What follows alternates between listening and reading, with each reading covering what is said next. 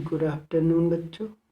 आज हम लोग पढ़ेंगे मैथिली शरण गुप्त जी का कैकेयी का अनुताप। तो यहाँ सबसे पहले हम देख लेते हैं कि प्रस्तुत काव्य पंक्तियाँ राष्ट्र कवि मैथिली शरण गुप्त द्वारा रचित साकेत महाकाव्य से अवतरित हैं। और इसमें वीर छत्रराणी जो कैकेयी थी, वो कैकेयी जो है अपने कृत्यों पर पश्चाताप करके वो गोमुखी गंगा के समान, गोमुखी गाय मुख वाली गंगा, गोमुखी का मतलब गाय का मुख एकदम, गाय जो है सीधी साधी होती है और वो पवित्र भी होती है, इसीलिए यहाँ इन्होंने कहा गोमुखी गंगा। तो हम लोग वहाँ पे जो है शुरू करते हैं। ये कैकेयी भरत के साथ राम को लौटाने के लिए वन में गई हैं और उसी समय की यहाँ पे बात की गई है। क्या कहते हैं ये हम लोग देखते हैं। तदनंतर बैठी सभा ऊटज के आगे, नीले वितान तले दीप बहु जागे। टकटकी लगाए नयन सूरों के थे वे, परिणाम उत्सुक भय आतुरों के थे वे। उत्फुल्ल करौंदी कुंज वायु रह कर, करती थी सबको पुलक पूर्ण मह मह कर। वह चंद्र लोक था कहाँ चांदनी वैसी, प्रभु भूल गिरा गंभीर नीर निधि जैसी, प्रभु भूल गिरा गंभीर नीर निधि जैसी। तो यहाँ पे हम लोग थोड़ा सा पहले ये देख लेते हैं इस पर से आपका प्रश्न कैसे बनेगा। तो ऐसे एक पैसेज यहाँ से आपका यहाँ तक दे देगा बच्चों कि आप इसका जो है क्या लिखिए, आप इसका लिखिए शीर्षक, और शीर्षक इसका क्या है, फिर उसके बाद कवि का नाम। तो ऐसे हो गया आपका कवि का नाम।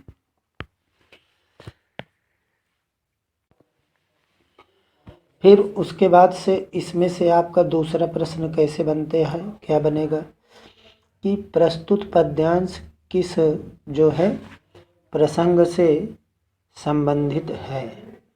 तो आपका ये बताना रहेगा कि प्रस्तुत, ऐसे दूसरा प्रश्न हमने यहाँ पर दे दिया कि प्रस्तुत पद्यांश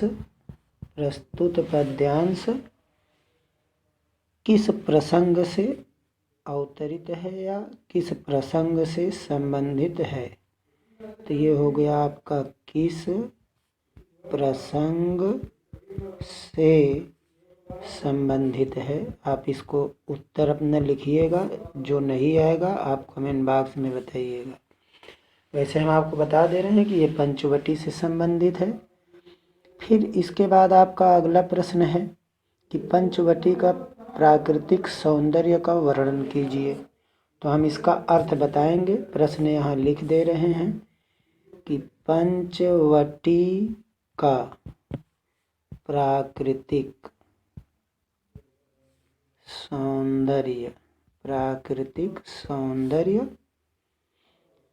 जो है का वर्णन कीजिए, का वर्णन कीजिए। तो ये आपका प्रश्न हो गया तीसरा।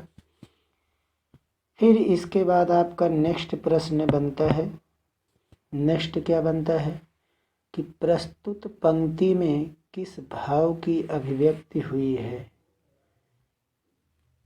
सॉरी, ये आप इसको देख लीजिएगा। प्रस्तुत, ये पा है, प्रस्तुत पंक्ति में, प्रस्तुत पंक्ति में किस भाव की अभिव्यक्ति हुई है। तो ये हो गया किस भाव की अभिव्यक्ति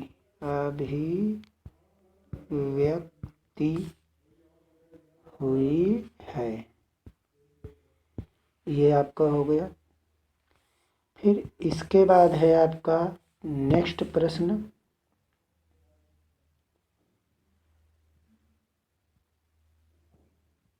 ये हो गया परिणामोत्सुक। ये माँ है आपका परिणामोत्सुक। मुझे अच्छे से लग रहा है कि ये आपका क्लियर हो गया होगा। परिणाम उत्सुक का संधि विच्छेद करते हुए, ये है आपका संधि विच्छेद। संधि विच्छेद करते हुए संधि का नाम लिखिए। संधि का नाम लिखिए।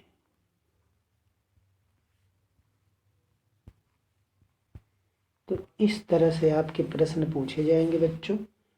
हम अर्थ शुरू करते हैं बताना। कहा तदनंतर। तदनंतर शब्द का मतलब क्या हो गया? तदनंतर शब्द का मतलब हो गया उसके बाद।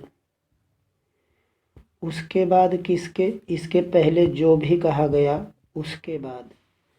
उसके बाद सभा, उटज माने कुटी, उटज माने कुटी।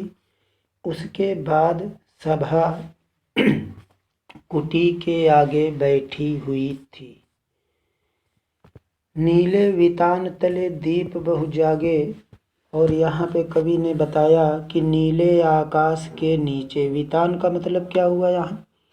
वैसे तो वितान का मतलब होता है वो चंदोवा, मीन्स जो हम लोग पर्दा आका ऊपर तानते हैं उसको हम क्या बोलते हैं, कह सकते हैं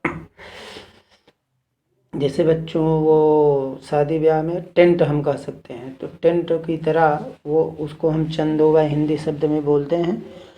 तो कहा उस नीले आकाश के नीचे। नीले उस आकाश के नीचे वितान माने चंदोवा तना हुआ था, यानी नीले आकाश के नीचे वितान माने तंदोवा। नीले से मतलब नीला आकाश हम लोग इतना समझ लेते हैं, मैंने बताया था गद्य और पद्य में अंतर की।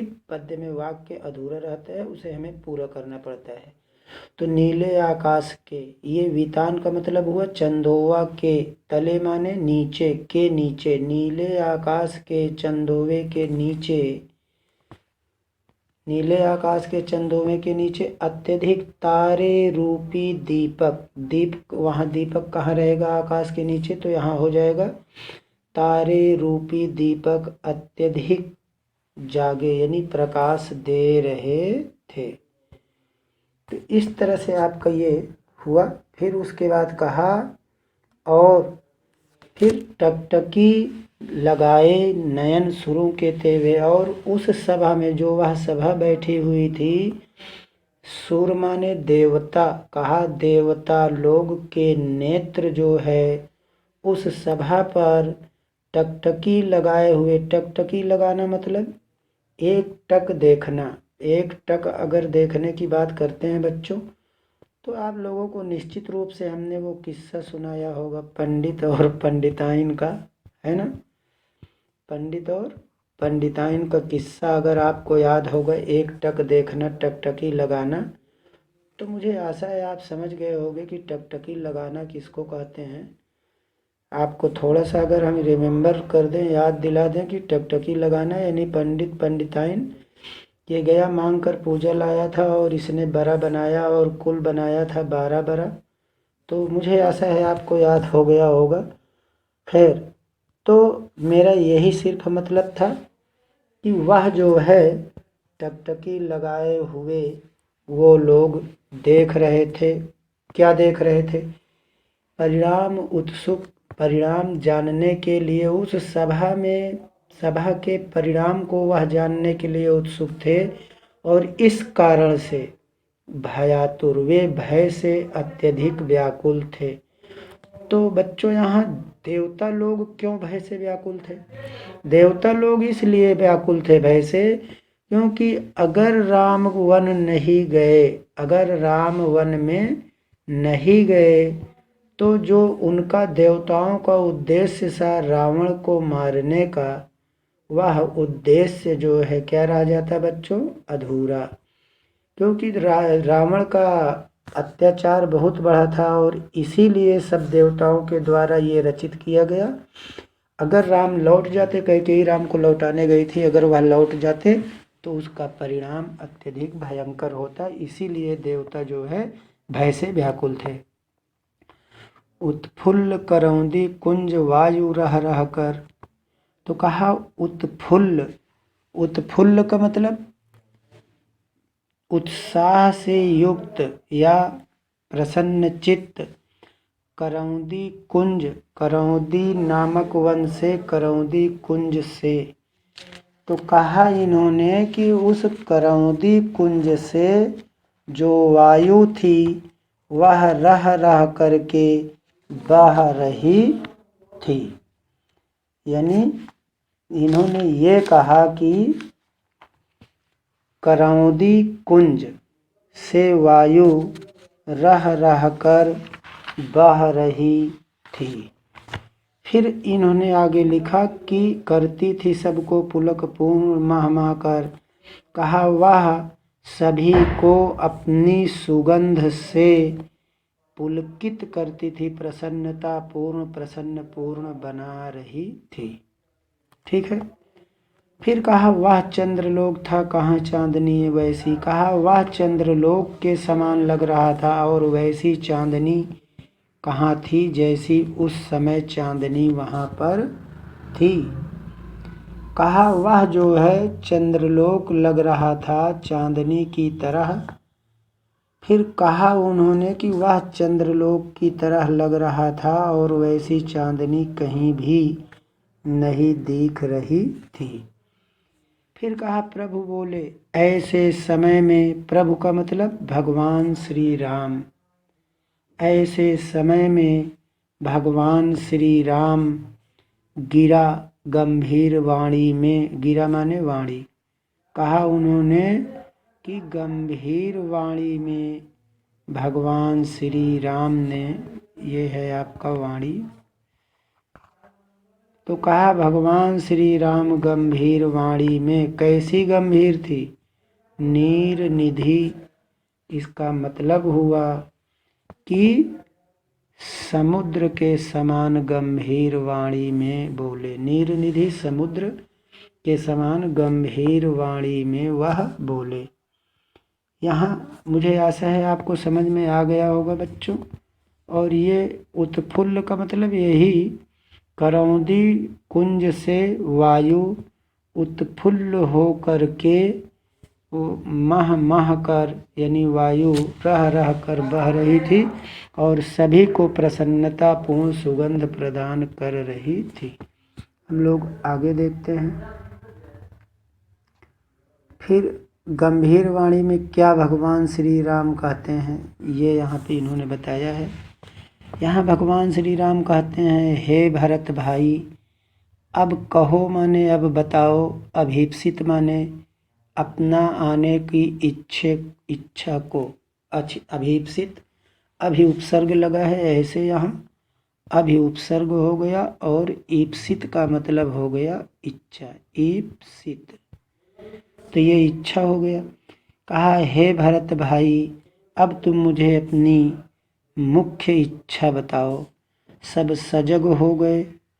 कहा राम के वाणी को, गिरी यानी समुद्र जैसी गंभीर वाणी को जो है सुन करके वह जो है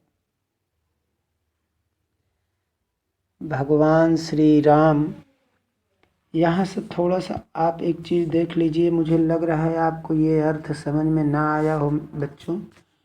ये उत्फुल्ल शब्द का मतलब हो गया खिले हुए फूलों से, ठीक है। उत्फुल्ल का मतलब खिले हुए फूल, उत्फुल्ल हो गए खिले हुए फूलों से भरे हुए, फिर ये करौंदी कुंज का मतलब हो गया करौंदे के कुंजों से, करौंदे के ऐसे, करौंदे के कुंज से, ठीक है। रह रह कर मतलब रुक रुक कर, मुझे आशा है अब आप समझ जाएंगे। रुक रुक कर, मुझे लगा कि आपको नहीं समझ में आया होगा इसलिए मैंने रिपीट कर दिया कि खिले हुए फूल और करौंदे के कुंज से वायु रुक रुक कर बह रही थी, ठीक है। तो अब हम लोग आगे देखते हैं। अब फिर भी अगर किसी लाइन का अर्थ नहीं आता है तो आप सीधे कमेंट बॉक्स में कर दीजिएगा, तीसरी लाइन, चौथी लाइन, इस तरह से, या ऐसे आप लिख दीजिएगा केवल हे भरत भद्र, फिर लास्ट में यहाँ अरण्य बसेरा, तो हम जान जाएंगे, फिर आपको बता देंगे। तो यहाँ पे कहा सब सजग हो गए, भगवान श्री राम की वाणी सुनकर सब सजग हो गए, यानी जो लोग चेतना शून्य थे, अयोध्या से आकर थके हुए आराम फरमा रहे थे, वे सभी सजग यानी चैतन्य हो गए। और चैतन्य कैसे हो गए? जैसे कोई व्यक्ति सपना देख रहा हो और उसका सपना भंग हुआ यानी टूट गया हो। अब यहाँ पे भरत जी का कथन है कि हे आर्य, रहा क्या भरत अभीप्सित अब भी, यहाँ प्रश्नवाचक चिन्ह लगा है बच्चों। कहा है हे आर्य, क्या भरत की अब भी कोई इच्छा रह गई है? मिल गया अकंटक राज्य उसे जब तब भी। कहा जब भरत को अकंटक राज्य का मतलब निर्बाधित, जिसमें कोई बाधा ना हो, इसका मतलब हुआ बाधा रहित, बाधा रहित, अथवा आप कह सकते हैं बच्चों निर्बाधित, यह है निर्बाधित। थोड़ा सा लिखता कम सही है तो आप समझ लिया करें, नहीं समझ में आएगा तो फिर बताइएगा। तो कहा इसमें इन्होंने कि जब भरत को निर्बाधित राज्य मिल गया, फिर उसका कौन सी इच्छा अधूरी रह गई। यहाँ पे ये भरत जी एक तरह से व्यंग कहे हैं बच्चों, कि व्यंग या व्यंग्य ऐसा भी आप कर सकते हैं। इन्होंने व्यंगपूर्ण इनका कथन है कि जब मुझे बाधा रहित निर्बाध राज्य मिल गया निर्बाधित, तो मुझे मेरी अब कौन सी इच्छा अधूरी रह सकती है। फिर यहाँ दूसरे टाइप से इन्होंने कहा, दूसरा कमेंट यहाँ पर इनका है, पाया तुमने तरु तले अरण्य बसेरा। यहाँ बहुत ही मार्मिक वर्णन है बच्चों। भरत जी रोते हुए कहते हैं कि हे भाई राम, जब तुमने इस वृक्ष के नीचे यानी इस अरण्य में वृक्ष के नीचे तुमने बसेरा पा लिया है, तो रह गया अभीप्सित शेष तदपि क्या मेरा। तो क्या अब भी मेरी, तदपि माने फिर भी, तो कहा फिर भी क्या मेरी कोई इच्छा अधूरी रह गई। अभीप्सित का मतलब मैंने बताया, अभीप्सित माने इच्छा, तो कहा फिर भी क्या मेरी इच्छा कोई अधूरी रह जाती है। फिर कहते हैं आगे इन्होंने कहा कि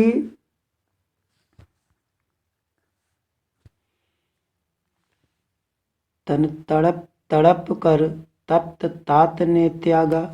कहा तात माने पिताजी यानी राजा दशरथ जी का यहाँ तात्पर्य है, दशरथ। कहा जो राजा दशरथ थे उन्होंने अपने तन को, जो है तन माने शरीर, कहा अपने तन को, अपने शरीर को वो तड़प तड़प कर उन्होंने त्याग दिया। क्या रहा अभीप्सित और तथापि अभागा। अभागा का मतलब यहाँ होगा अभाग्य या दुर्भाग्य, यानी जिसका भाग्य अच्छा ना हो, हम कह सकते हैं वो अभागा, उसे हम कह सकते हैं कि जिसका जो है भाग्य अच्छा ना हो। तो कहा फिर भी ये भरत अभागा, भरत की कोई और इच्छा अधूरी रह गई है। फिर आगे इन्होंने कहा कि हा इसी अयस के हेतु जनन था मेरा। कहा हाय मुझे दुख है, बहुत बड़ा दुख है कि इसी अयस का मतलब अपयस, इसी अपयस के कारण। अपयस क्या है?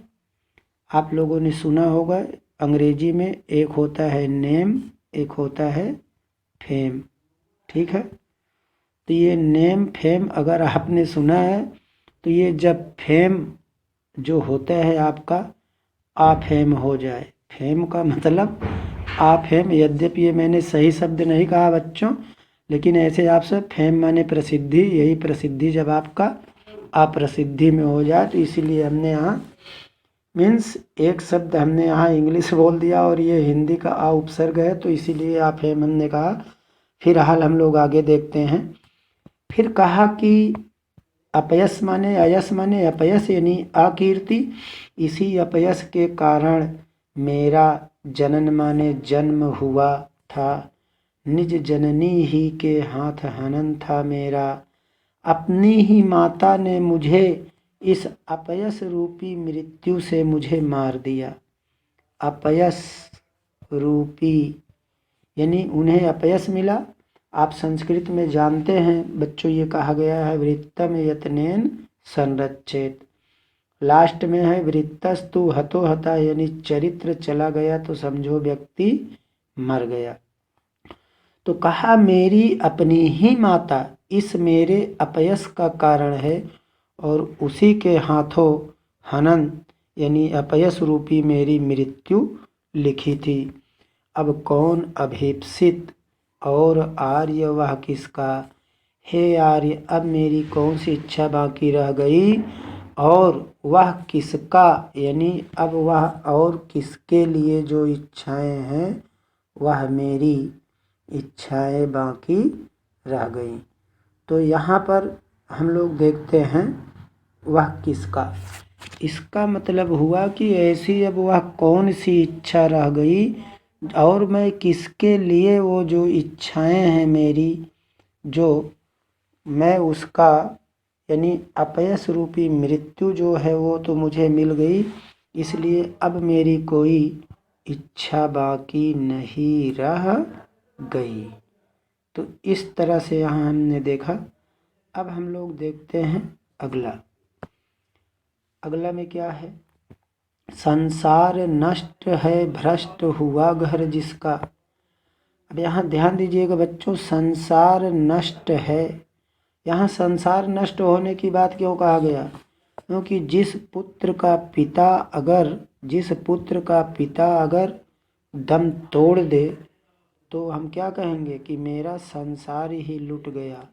भ्रष्ट हुआ घर जिसका, अगर किसी के घर से उसका भाई अगर छोड़कर वह कहीं अकेला जंगल में रह रहा है तो उसके लिए वह भ्रष्ट घर हो जाएगा।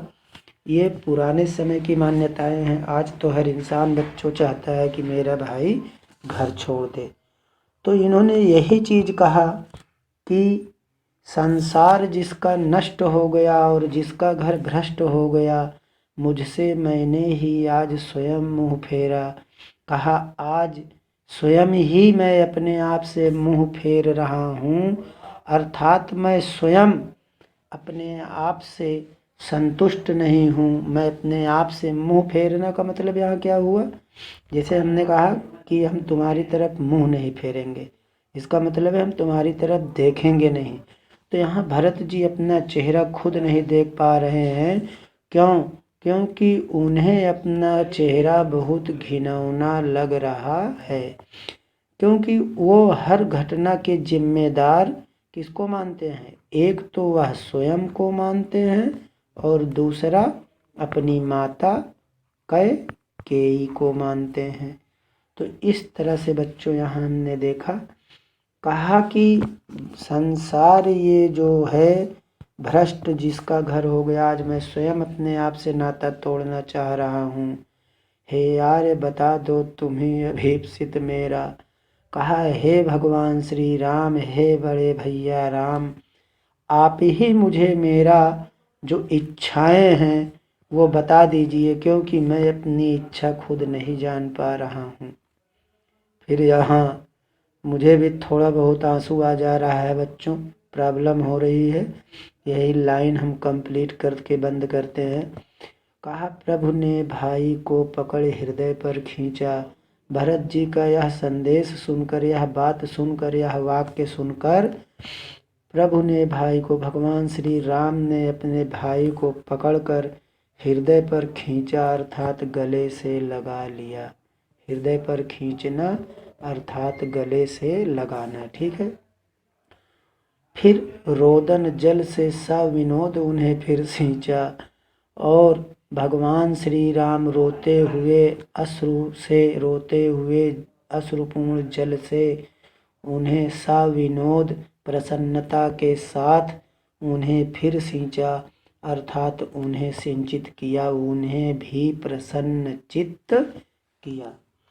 फिर उसके बाद कहते हैं यहाँ पर भगवान श्री राम, ये लास्ट हम देख रहे हैं बच्चों, एक पेज आपका समाप्त हो रहा है। उसके आशय की थाह मिलेगी किसको, जन कर ही जननी जान न पाई जिसको। कहा इसमें इन्होंने कि उसके अर्थात भरत के, यहाँ आपका ऐसे प्रश्न बन जाएगा बच्चों, उसके आशय की थाह मिलेगी किसको। यहाँ उसके शब्द का प्रयोग, यानी उसके, ऐसे यहाँ उसके शब्द का प्रयोग, उसके शब्द का प्रयोग किसके लिए किया गया है, ये किसके लिए किया गया है। तो ऐसे आपका प्रश्न बन जाएगा। तो ये भरत के लिए किया गया है, किसके लिए, भरत के लिए। तो कहा उसके आशय की, अर्थात भरत जी के आशय की। आशय का मतलब भरत जी अपने मन में क्या चाहते हैं, इस मतलब का, आशय माने मतलब, तो उनके उद्देश्य की, आशय माने लक्ष्य, आशय मतलब किसको थाह मिलेगी, अर्थात उन कोई अंदाजा, कोई अनुमान। थाह का मतलब अनुमान या अंदाजा। कहा उनके आशय का कोई था, कोई अनुमान नहीं लगा सकता है। क्यों? क्योंकि जनकर जननी, जिस माता ने, जननी माने माता, कहा जिस माता ने स्वयं उसे जन्म देकर, जनकर मतलब जन्म देकर, कहा जिस माता ने स्वयं जन्म देकर उसके हृदय की बात को जान ना पाई हो, उसके हृदय की बात को भला कौन जानने में समर्थ है। तो इस तरह से ये यहाँ एक पेज आपका कंप्लीट हुआ बच्चों। अगर कोई प्रॉब्लम है तो निसंदेह आप कमेंट बॉक्स में कर दीजिए। अगर वीडियो बढ़िया लगा तो आप नाइस एक्सप्लेन लिख दीजिए। Thank you class.